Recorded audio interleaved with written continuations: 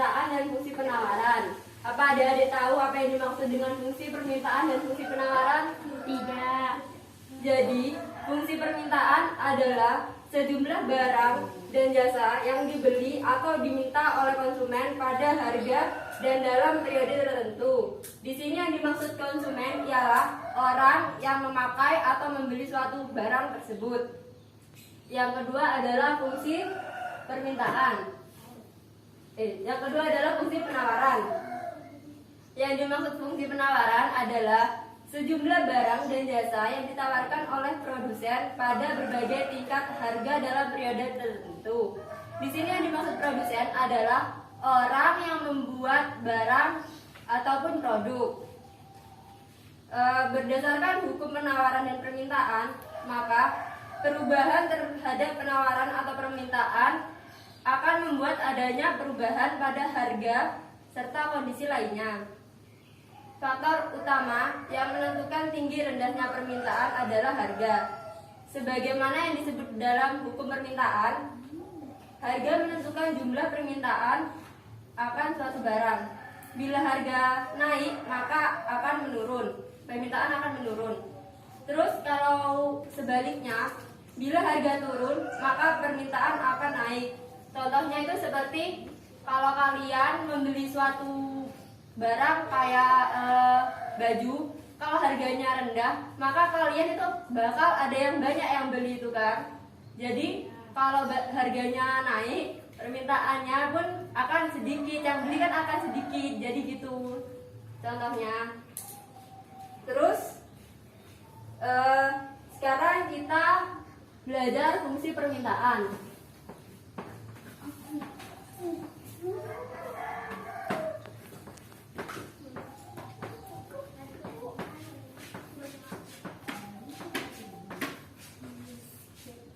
Nah, hubungan antara harga dan jumlah barang yang diminta bisa diketahui melalui fungsi permintaan dan fungsi penawaran. Sekarang kita akan mempelajari fungsi permintaannya saja dulu.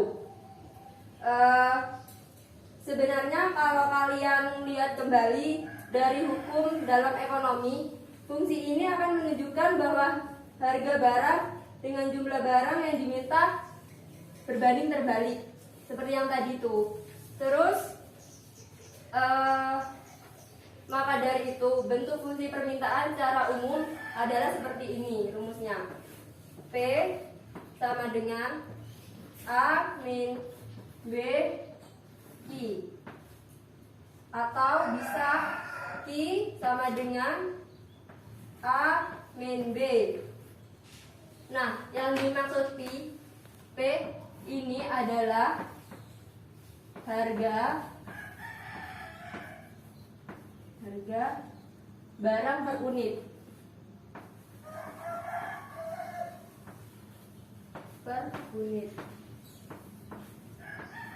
Nah, yang dimaksud Q adalah jumlah barang yang diminta.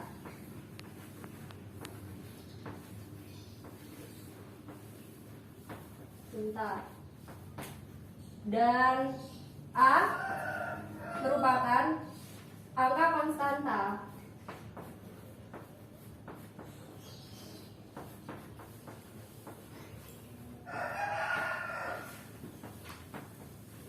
Dan B merupakan kemiringan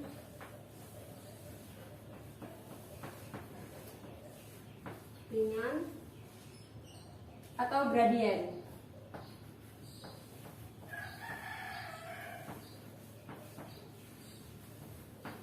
Ini rumusnya untuk fungsi permintaan.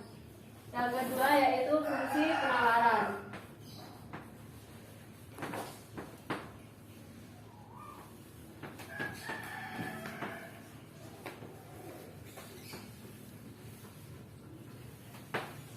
Jadi, jika kalian merupakan penjual atau pedagang, maka pada harga sebuah barang naik, maka kamu akan berusaha menjual barang tersebut secara banyak untuk mendapatkan keuntungan. Sementara Jika harganya turun, maka kalian akan malas menjual sebuah barang karena tidak akan mendapatkan keuntungan yang besar. Misal seperti kalau misal harga padi turun, maka penjual atau petani yang akan menjual padi tersebut bakal menahan barangnya untuk dijual. Kalau harga padi naik, maka stok padi yang ada petani tersebut akan dijual semuanya. Kan kalau harganya naik, keuntungannya maka semakin besar. Jadi alangkah lebih baik kan pasti dijual kan. Jadi gitu biar keuntungannya banyak. Terus di sini ada rumus dari fungsi penawaran, yaitu P sama dengan A tambah B Q, atau bisa Q sama dengan A tambah B T. Di sini sama dengan yang ini, di mana P sama dengan harga barang per unit, Q sama dengan jumlah barang yang diminta, A sama dengan angka konstanta, dan B kemiringan atau gradien. Sama.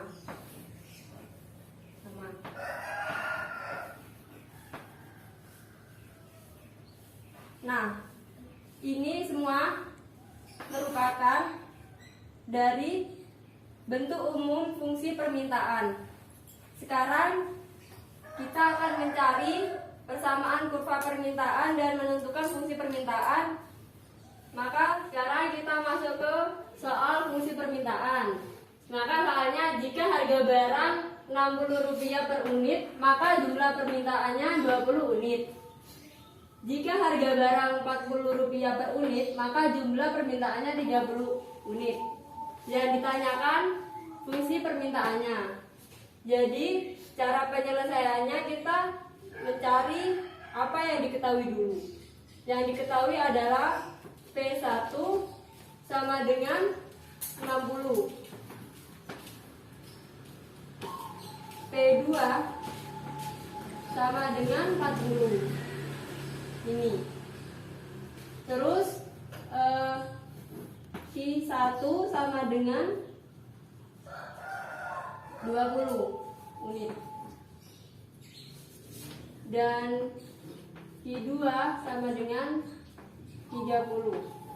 Ini. Lalu kita memakai rumus P1 P min P1 per P2 min P1 sama dengan Q min Q1 per Q2 min Q1. Nah, di sini P kan tidak diketahui yang ditanyakan. Jadi P ditulis di sini. Min. Di sini P1-nya berapa? 60. Ya, 60. Per P2-nya berapa? 40. Ya, pintar. Min. P1-nya berapa lagi? 60. Ya. 60. Sama dengan Q min Q1-nya berapa? 20. Sip. 20 dikurangi Q2-nya berapa? 30. Sip, benar. Min Q1-nya berapa? 20. Ya, sip, benar. Nah, kalau sudah gini, maka kita harus mengurangi yang bawah. Jadi P min 60, 40 dikurangi min 60 berapa? Min 20. Ya, pintar. Min 20 sama dengan Q min 20. 30 dikurangi 20 berapa adik-adik? 30 dikurangi 20 10. Ya, pintar. 10.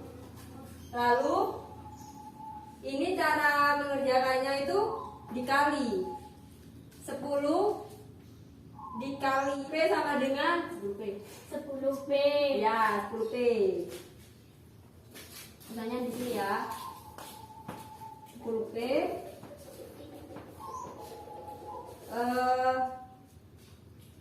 dikurangi 10 kali 60 berapa adik-adik? 600. Iya, 600.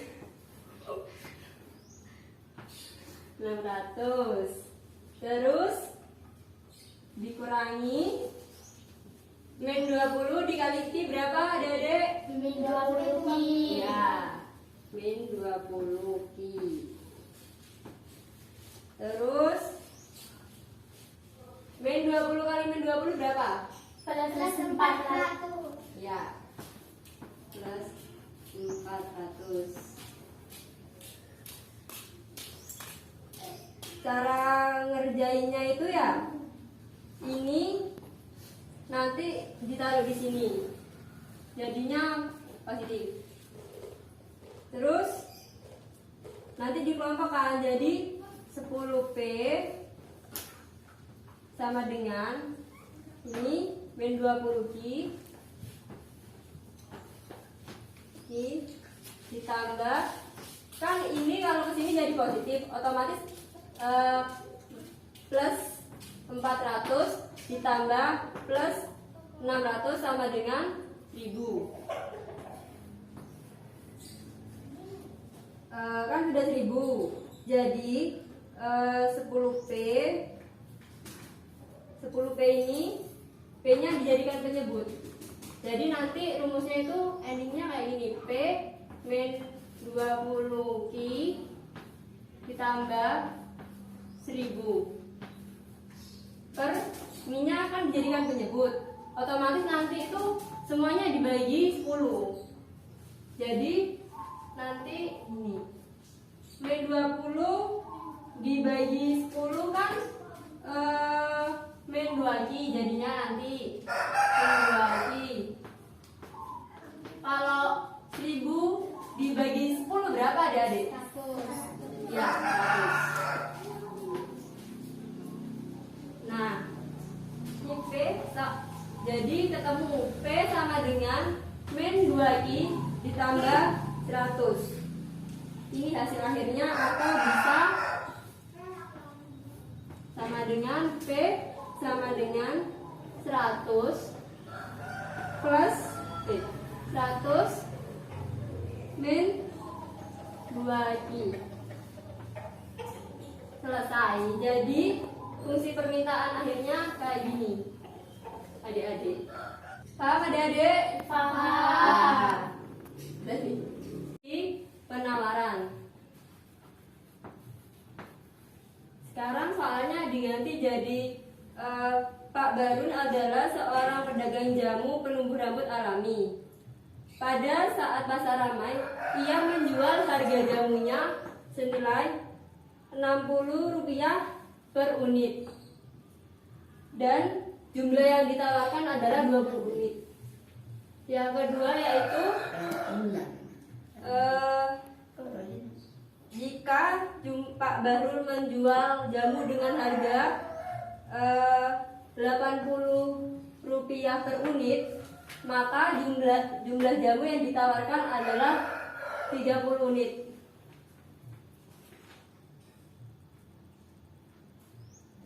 Lalu tentukan fungsi penawaran.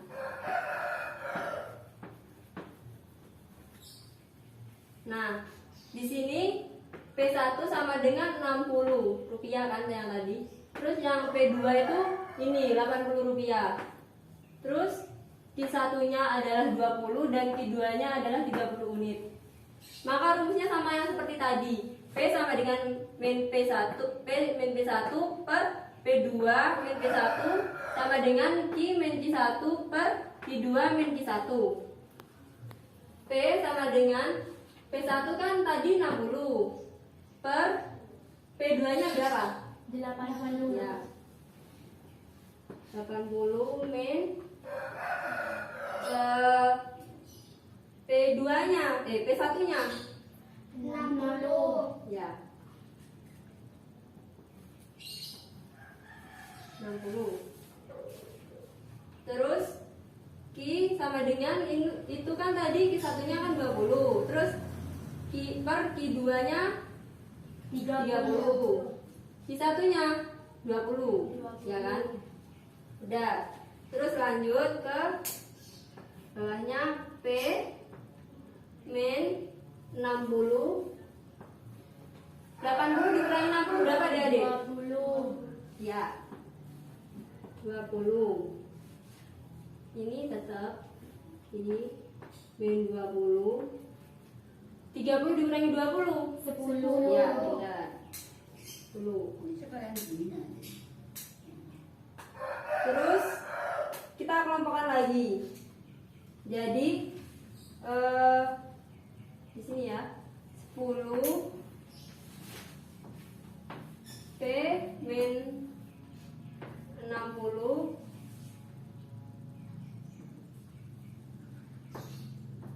sama dengan 20 dalam kurung Q per 20. Nah, kalau sudah gini 10 kali Q berapa adik-adik? 10 pi. Ya, 10 pi. Dikurangi 10 kali 60. 600. Ya, sip, bentar, 600. 600 sama dengan 20 dikali Q? 20 ki. 20 pi. Ya. Benar.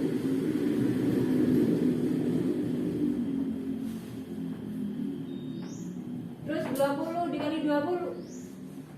20 dikali min 20 maksudnya. Min. Ya. Min. 400. 400. Min 400 ya, min 400.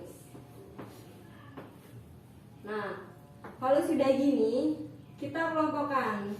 Jadi 10 pi T maksudnya 10 pi min 600 plus, ini kan kalau dilarut ke sini jadi plus, soalnya kan ke kiri panahnya.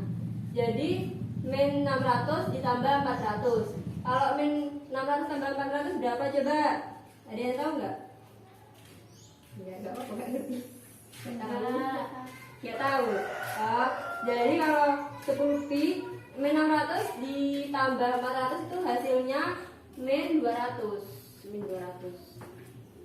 Terus 20 q-nya dipisahin sama dengan 20 q. Soalnya kan kita nanti penawaran. Terus habis itu 10 p min 200 dibagi 20 dijadikan penyebut. Jadi akhirnya kayak gini, 10 P min 200 per 20 sama dengan Q. Nah, setelah itu jadi hasilnya itu 0,5 P min 10 sama dengan Q. Maka Q sama dengan 0,5 P min 10. Nah, jadi hasil akhirnya, jadi permintaannya itu Q sama dengan 0,5 P min 10. Apa paham adik-adik? Paham. Ya, sekian, sampai segitu aja materi yang kita pelajari. Terima kasih udah mau mendengarkan. Wassalamualaikum warahmatullahi wabarakatuh. Waalaikumsalam.